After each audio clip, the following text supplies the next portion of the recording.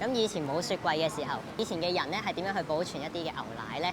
第一個咧就係將青蛙放入牛奶裏邊，咁第二個咧就係將啲冰咧埋喺地洞裏邊，再用木屑去覆蓋佢哋。青蛙係，咁你咧？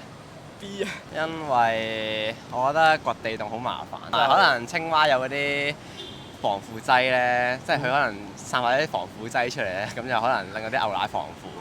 你會揀第二擺冰合理啲。青蛙，然後你啊？青蛙通常特別啲嗰個咯，聽過咧係青蛙好似有特別嘅作用。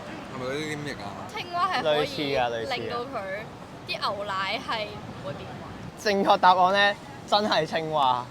有一班科學家發現啊，青蛙嘅皮膚啦，佢嘅分泌物之中咧會含有一個豐富嘅抗菌同埋抗真菌嘅物質喺度，可以緩慢咗牛奶變壞嘅速度。